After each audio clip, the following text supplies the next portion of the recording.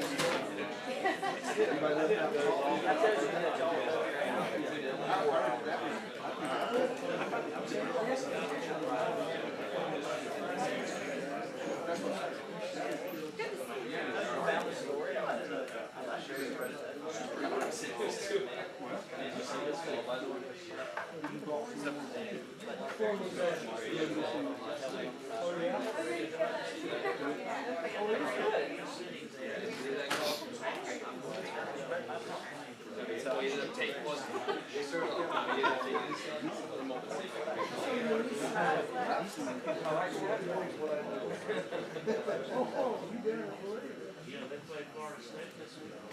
Yeah. Oh, I'm supposed to tell you.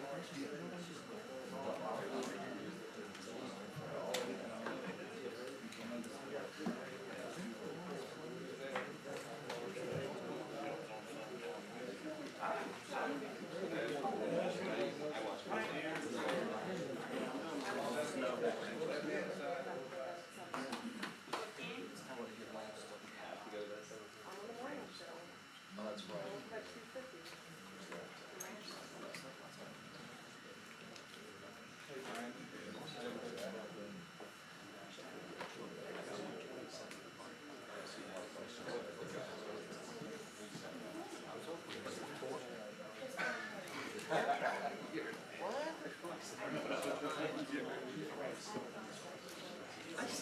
Yeah. No, no. You move the line, that's fine.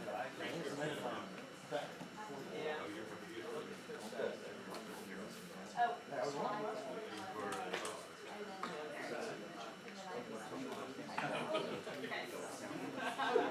Well, it started I'm like, we could have knew one. I did.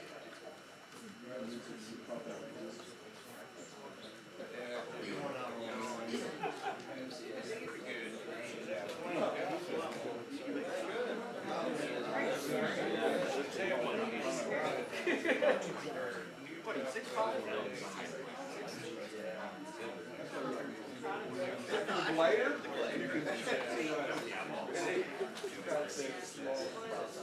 It's very humble about that. 2008 was the first meeting. Class 2008 was the first meeting.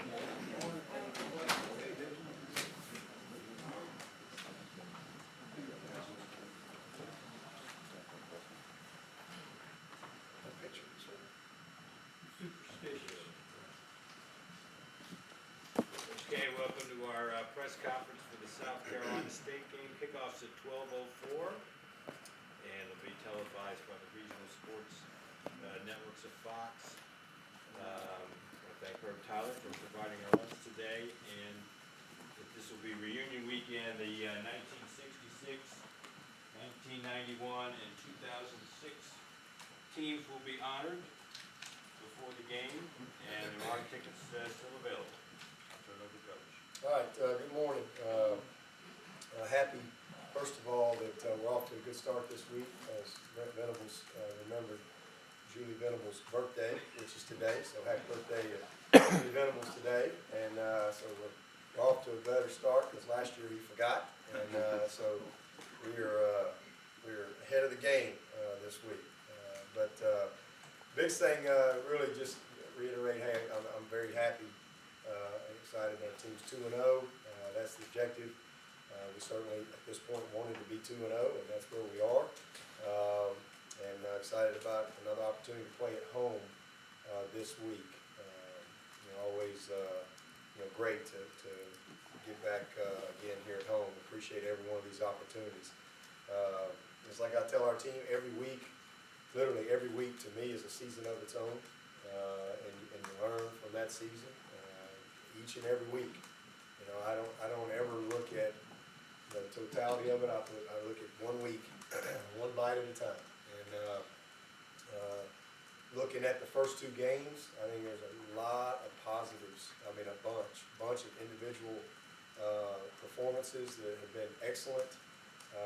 Bunch of improvement in some areas, some guys that are you know, playing at a high level for us. But there's no question we got a lot of areas that we got to improve in if we're going to reach our potential, you know, as a team. So, but at the end of the day, it's about winning, and we've been able to do that. You know, again, another opportunity this week to see if we can improve.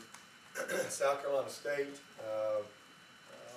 Always talk about Buddy Pugh. He's one of my favorite people. My son works here for us in the compliance department. Does a great job. And this is a football team, just like, you know, most teams out there. They got some dudes. They got some players, and everybody does. I don't care who it is. Everybody's got some players. And if you don't show up and you're not ready, and you make mistakes, and you do stupid things, like take touchdowns off the board, and then you put yourself in jeopardy. So this is a football team. When you look at their offense, they got a good quarterback. He leads them in rushing as well. He's a savvy guy, got good instincts. Their left tackle is an NFL player, a guy we signed or recruited, and ended up you know, having to go a different route. But he's a 6'7" guy that there'll be a lot of scouts watching this game, a lot of scouts watching this tape to watch the matchup with that left tackle against our defensive end. So very good football player, and they got a bunch of skilled guys. Defensively, the 2 best players are number 10 and 34. 10 is Anthony Waters' brother. We had him in camp and knew we were close on him. But he's what we thought he would turn out to be. He's a long, athletic kid that brings good pressure off the edge. 34 is a very productive player. Very productive player. A little bit like Jalen Williams. He's just a guy that you know, doesn't quite have maybe some of the measurables, but he is a really good football player that shows up on tape. And then on the back, they're young up front, very young and inexperienced up front. Freshmen do tackles, but very experienced on the back end, all seniors and juniors. So again, for us, it's just you know, trying to clean up execution, trying to get better. And that's what I'm looking for this week, just looking for our best game, and trying to get to 3-0. Any questions? Coach, obviously unfortunate to lose Hunter Renfro, but it seems like that's the one unit in which you could afford a loss right now. Well, I mean, we've got good depth there, but we've got to play better at that position. That's definitely the most underperforming, underachieving position on our team right now. And we got to get better. We got to perform better. We've got to do real things better. It's not just the obvious things we see a guy drop the ball. It's a lot more than that. The good news is we will get better because this is a very competitive group, guys that have done it, and you know, just a matter of being focused like they need to be, and proper attention to details. And, so yeah, we're fortunate that we do have some depth there. You know, Artavis will slide in, he and Ray will you know, they'll play the 2 and the 5, and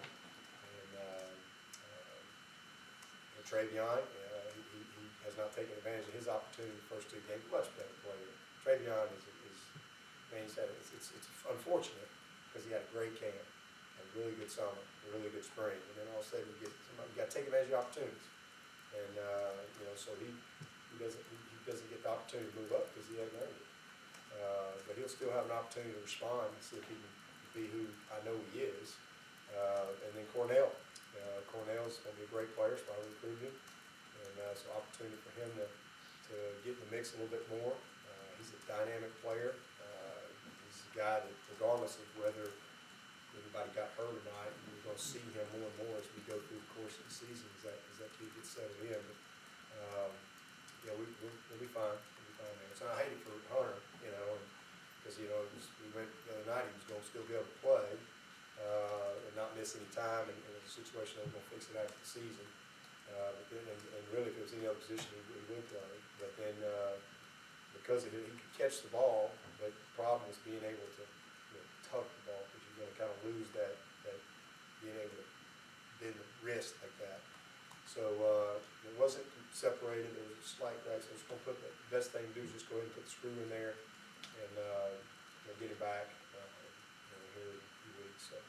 Hate that, but at least we won't have to deal with it after the season, and he'll be able to come back and finish up strong for us.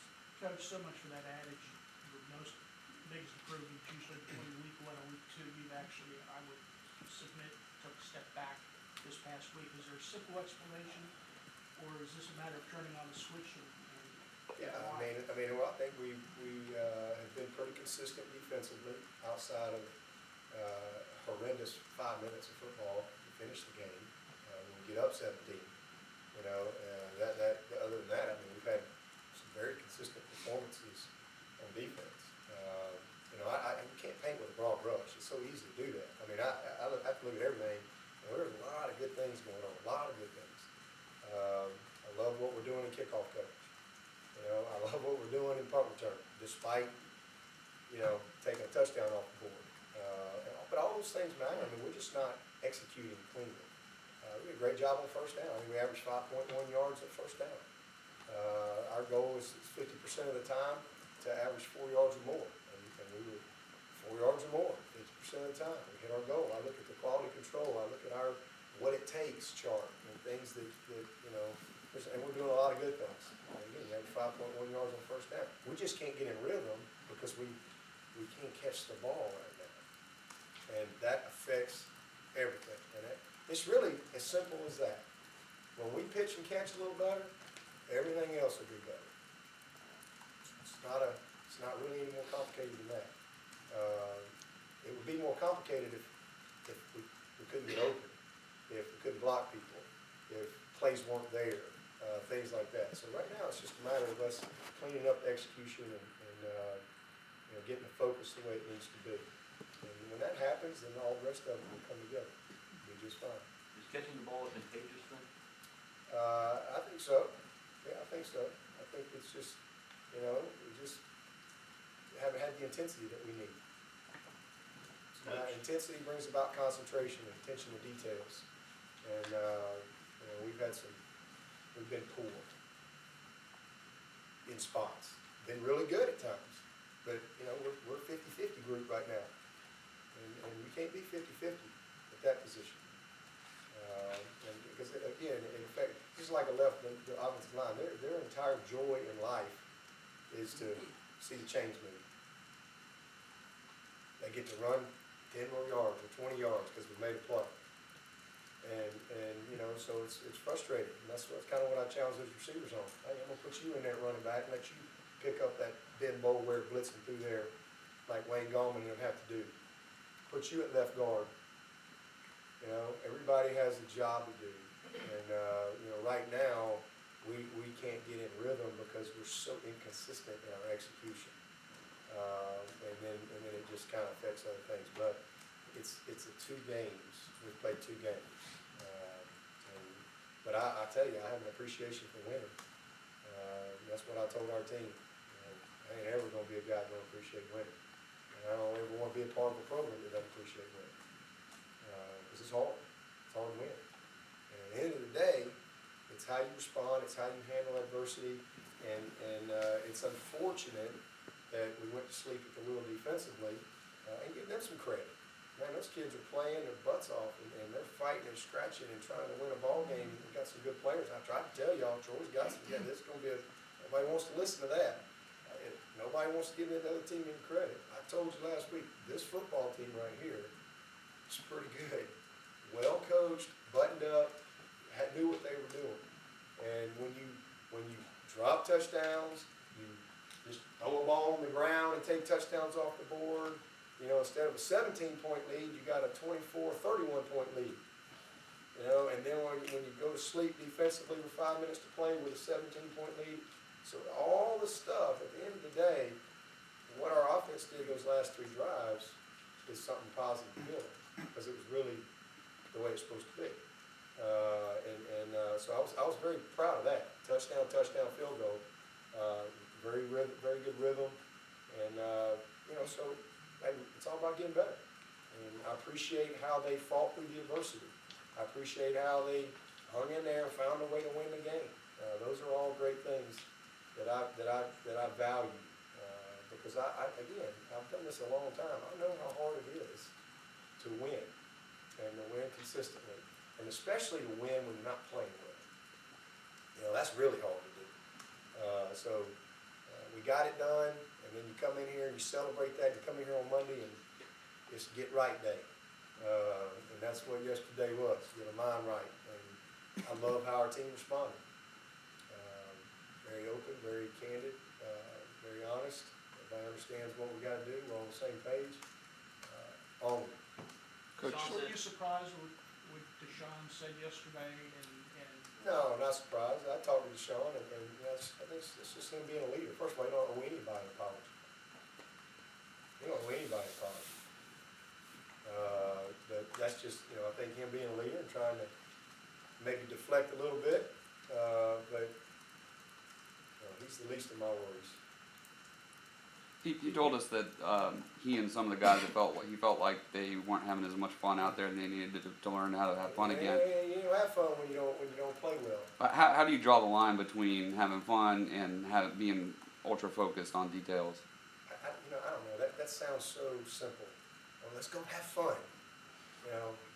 First of all, the fun's in the winning. If you ain't having fun winning, wait till you lose a couple. Then let's do that interview. All right? That's all a bunch of stuff to write about in the paper. We ain't playing well. And when guys aren't playing well, not playing to the standard that everybody knows that they're capable of, it's frustrating. Because you know why? Because there's pride in performance here. These young men have pride in their performance. But that's one of the things that I loved about that locker room Saturday. Loved it. And I was very anxious to see how the locker room was going to be after the game. And it was awesome to see them celebrate. It was awesome to see them, celebrate the win. And I love that. That's what it's all about. Yes, we got a lot of crap we got to fix. We got to clean up. We got some guys that can play better, play their potential. All right, but that will come. And when it does, man, it's amazing how the fun happens. It's amazing. When those chains are moving, there's a lot more fun going on. Did Deshaun speak to the team yesterday in maybe same terms? Yeah, he talks to his guys. I mean, we all talk as a team. We all sit in here. Like I said yesterday was a get your mind right day. Get everybody on the same page day. Offense, defense, everybody in here together. Here's the reality. All right? Let's go to work. The last 4 games we've seen Christian Wilkins play a lot of different roles. He's playing pass from the punter, and he's moved from D-end to D-tackle, and he caught touchdowns. Where did all that originate to see so much more than just a defensive end? And have we seen the last little addition to what he can do? When I start catching the ball, I might put him in the slot. Never know. He's just a player, man. He's a great player. It originated in his DNA at birth. He's just a gifted guy with a great spirit that loves to play, loves to work, loves to grind, incredibly confident in what he does. And, as we watched him all last year, and we had him on the punt team, and I'm watching him, he's just running around and staying flat-footed, do a backflip. He was a great basketball player in high school. And he's 300 plus pounds and can move. So it's just really nothing more than that. Just trying to take advantage of the people that you got. And, certainly with the play that he made in the Orange Bowl, just kind of lit even more of a fire into his skill set and other things that he potentially could do. And then when we got Big Dex in here, and you watch him move, and you watch his athleticism, you got almost 700 pounds right there. That you know what? Let's take advantage of this. So we just created a little package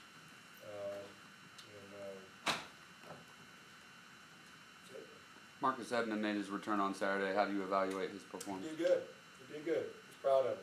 I think he played 30-something snaps, I believe, and I was pleased with him. It was good to see him back out there and getting back in the rhythm of things. Big to have him back. What does Clemson get out of FCS games each year? What does Clemson get? We get opportunity to, just like anytime you cross the lines, opportunity to get your football team better. Same thing we're gonna get when we play Georgia Tech next week, chance to get our team better. Same thing we had when we opened up at Auburn, chance to go play the game, get 12 of them.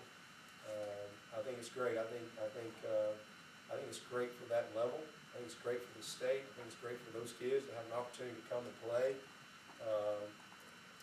The big boys, if you will, and to get to play on a stage like we have here at Death Valley.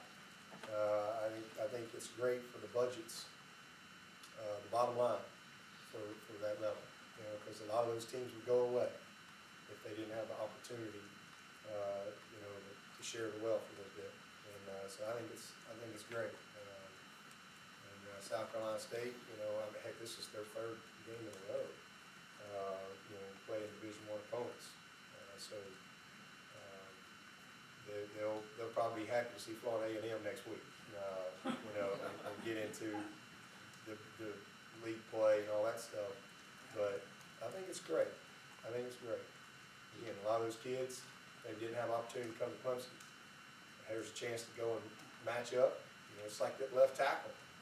It's huge for him. And this is an NFL prospect. And now all of a sudden he gets an opportunity to compete against Christian Wilkins, Cleveland, for some Clemson type guys. And I think it's great for him. It's great. It's a measuring stick for a lot of those young men. And for us, it's another game. It's another opportunity to get better as a football team, to try to play well.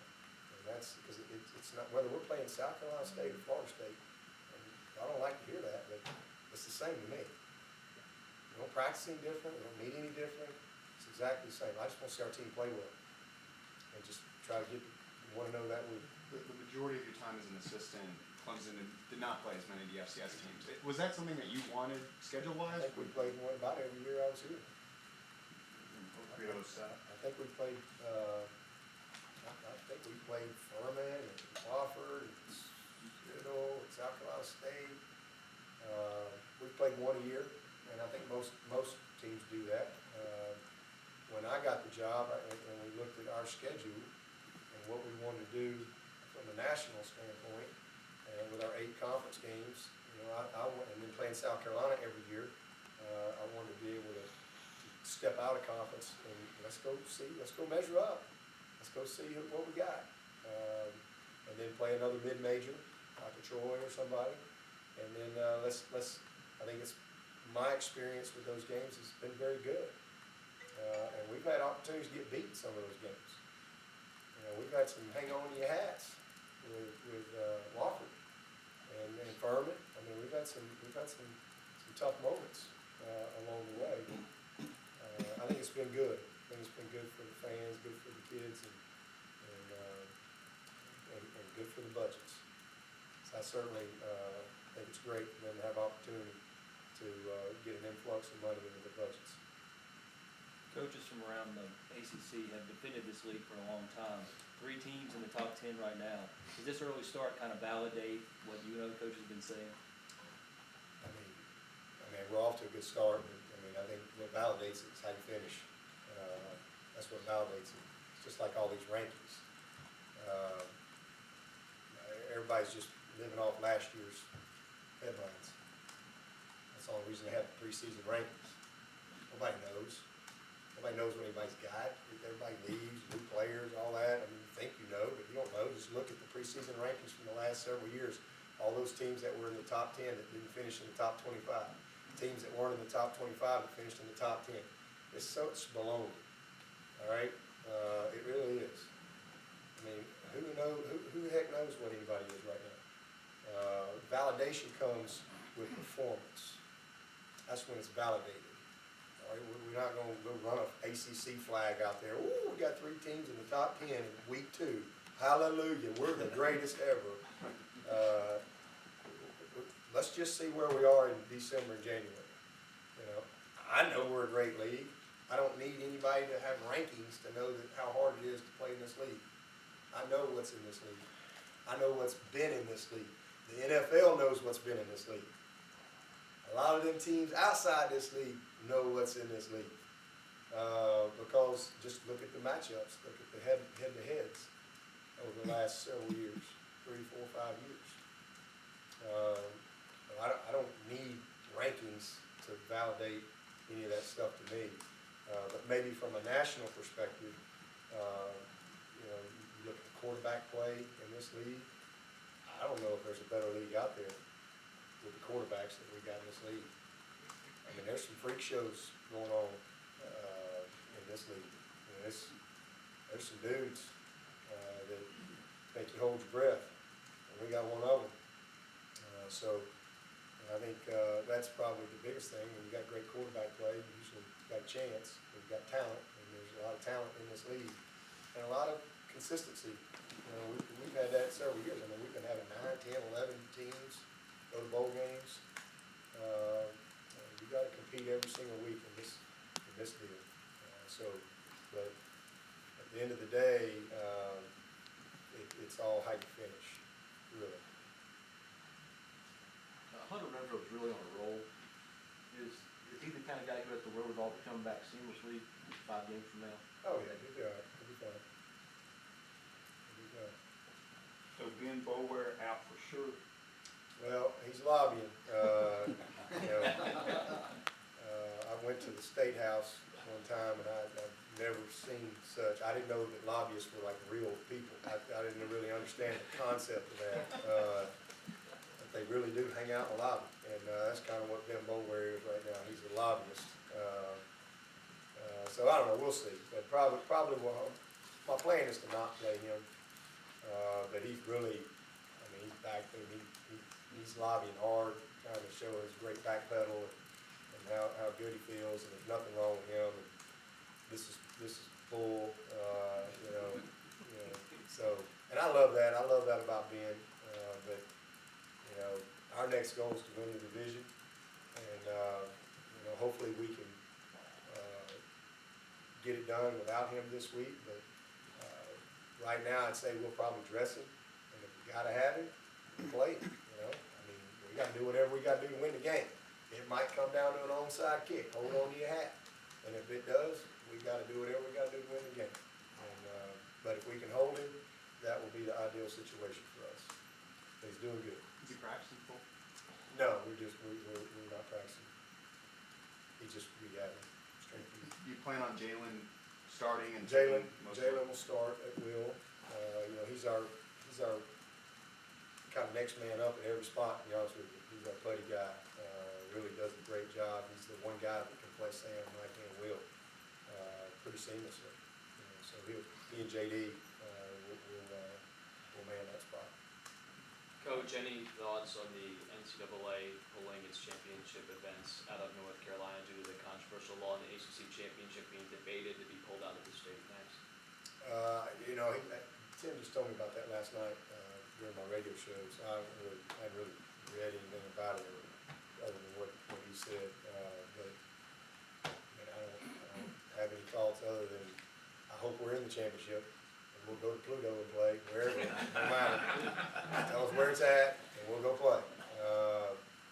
It's really all that matters. Just tell us where to show up. We'll show up. Hopefully everybody can go to the bathroom while they're there. Don't matter. Where's the game? Other than catching balls, what are the things y'all need to do to get the tempo to your desired level? Catch balls. Execute. Plays that are there. The layups. We've got a basketball coaching in the house. You know, we're a fast-paced basketball team here. And we got a bunch of wide open layups, and you miss them. You're clanking them. Well, what does that do? That ain't good. I mean, it just affects everything. Your rhythm now, it's like everything's a three-pointer. You know, everything's third and long. You know, it's just frustrating. We just need to execute. Since we pulled off the interstate for a moment, would you discipline one of your players if he chose not to stand for the national anthem? Would I discipline one of my players? Well, we don't really have the national anthem, but I would just say that I don't think that, no, I wouldn't discipline my player for that. I think everybody has a right to express themselves, you know, in that regard. But I don't think it's good to be a distraction to the team. I don't think it's good to use the team as the platform. I totally disagree with that, you know. Nobody's really asked me about Kaepernick or whatever, but, you know, I totally disagree with that. You know, not his protest, but I just think there's a right way to do things. And I don't think two wrongs make a right. Never have, never will. And I think that it just creates more divisiveness, more division. That's my, it's sad to me to see what's going on in this country. I think it creates more division. I think there's a better way. How about, you know, he called a press conference, express your feelings. Everybody show up, talk about it, express yourself, go and be a part of things and protest them and do. That's great. I mean, I think everybody has that right, and I certainly respect that. But I just think that this just creates more division, and you know, that's what I hate to see, and I hate to see what's going on in our country. You know, I really do, because I think this is a good world. I think this is a great country. It's just that things get painted with a broad brush around in this world these days. There's a lot of good. There's more good than bad in this world, and I think, you know, you look at. I think one of the greatest leaders this world has ever seen is Martin Luther King. I don't know if there's ever been a better man or better leader. And, you know, to me, he changed the world. He changed the world through love in the face of hate. He changed the world through peace in the face of violence. He changed the world through education in the face of ignorance. And he changed the world through Jesus. Oh boy, that's politically incorrect. That's what he did.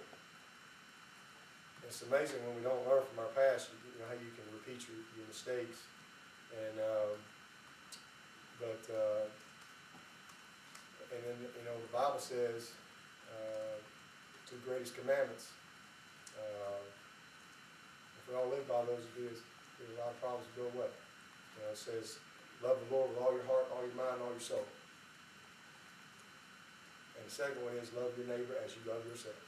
It doesn't say love your neighbor if they're the same religion. It doesn't say love your neighbor if they're the same color as you. It doesn't say love your neighbor if they pull for the same team as you. It doesn't say love your neighbor if they're the same gender as you, or whatever. Love your neighbor if they have the same sexuality as you. It just says love your neighbor as you love yourself. If we all live by that in this country, we wouldn't have near the problems that we have. You know, that's just my opinion. But I've never felt like that two wrongs make a right. And I think that although his intention is good, and I just think the method is not. My opinion. I'm entitled to that, just like everybody else. But as far as discipline my player, no. I think, again, everybody has to. Only thing I'm going to discipline my player for is things within this team, and the team rules, and those type of things, holding everybody accountable to the standard. Guys want to go be a part of things. I just think they should do it on their own time and outside of the team framework. That's just my opinion. But I think there's a lot of good in this world. You know, my brother is a retired police officer 30 years and worked night shift his entire life. And there's a lot of good police officers. There's thousands of perfect traffic stops. A lot of good men, a lot of good women. But those don't get the stories, but there's some bad ones too. There's some criminals that wear badges. Guess what? There's some criminals that work in the media. There's some criminals that are football coaches. There's some criminals that are politicians. There are criminals that work in churches. I think we have a sin problem in the world. Well, I think. It's so easy to say we have a race problem. It's so easy. Oh, we got a sin problem. That's just my opinion. That's Dabo's opinion. And I think the answer to our problems is exactly where they were from Martin Luther King when he changed the world. Love, peace, education, tolerance of others, Jesus. That's what I think. And I think a lot of the things in this world and everything that's so bad and this world's falling apart, some of these people need to move to another country. Some of them need to move to another country. I think a lot of things in this world are only a dream for Martin Luther King. Not a one-term, but a two-term African-American president. And this is a terrible country. That was a dream for Martin Luther King. I got interracial marriages. I go to a church that's an interracial church. Those were only dreams for Martin Luther King. Black head coaches, black quarterbacks at places like Georgia and Alabama and Clemson and Martin Luther King, that was just a dream. Just a dream. Black CEOs, NBA owners, you name it. Unbelievable. Now, does that mean that there's not still problems? Yes. Where there's people, whether they're black, green, yellow, orange, white, there is going to be sin, greed, hate, jealousy, deceitfulness. There's going to be that. That's always going to be there. Always will be there. Always. But attitude, work ethic, love, respect for others, that doesn't know any color. That's what I love about football. That's what I love about the game. That's what I love about it. Coach Ed opened the door. There's high school players in Kentucky, Illinois, and Nebraska that are not standing during the national anthem. My opinion is maybe they don't realize they're just trying to get attention. I think, everybody wants to be a part of something. And I think that has the opposite effect. Again, I just think that there's a better way to address legitimate concerns that people have. Legitimate issues that need to be talked about and discussed, and how do you improve and hold people accountable for wrongful acts. Period. Sin is sin. Wrong is wrong. I don't care who's doing it. That's what I try to teach these guys. Wrong is wrong. I don't care if everybody's doing it. And right is right. I don't care if nobody's doing it. See what's right. But I think that, again, it's the way you do things. There's a right way to do it. And I think, again, although the intent is very sincere and very good, because there are problems and there needs to be awareness and there needs to be, I just think that method just creates more divisiveness, because this is a wonderful country. It's a wonderful country. Not without problems, not without issues, because where there's people, there will always be that. But, I don't think that's the right way. I really don't. One guy's opinion, but they go out of. When there was an issue on campus in the last year, some of your guys interjected themselves quietly into that. Somebody went over there, and that's the right way to do that. Yeah, you wanna be a part of something, go be a part of it. Go be a part of it. I think those are positive things. There's positive ways to do those type of things. And everybody's right. And I have total respect for Kaepernick, and him wanting to do that. Hey, that's his right. That's his right. I just don't agree with his method of how he's going about it. I think it just creates a bigger divide. Deshaun said yesterday that he picked a word out. Well, we got nothing to talk about today, do we? Y'all got me preaching in here. Where do I get on that? That yesterday he picked out a word with you at the beginning of the season, and his word was patient. What's the significance of that word in terms of, heading into this weekend? You know what my word is? What? Love. Maybe that's why you asked that question. That's my word, love. Love. You say his word is patient. He lost his patience Saturday. So let's focus on that word. Patient. Don't let that affect you. You affect that. All right? I think that's a great word for him. How do we keep players, we've seen this with sort of Johnny Manziel when he was at Texas A&M, Jadeveon Clowney when he was at South Carolina, I think with Deshaun as well, just this super over hype of these guys who maybe aren't capable of All of handling y'all or go out of barely business. capable. All of y'all go out of business. That's how you keep from it. Everybody everybody goes out of business. Internet shuts down, social media goes away. We go back to 1950. There's 3 channels on TV. There's 1 beat writer that comes and covers practice. Coaches You get are a weekly article. What's that? Coaches are paid $30,000. Coaches are paid $30,000, whatever. I'd still be coaching. I'd still be coaching.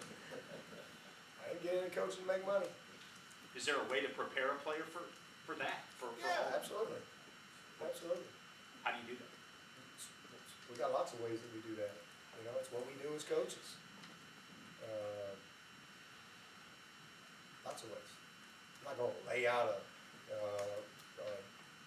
because that's an everyday thing. It's in everything that you do. It's every meeting that you have.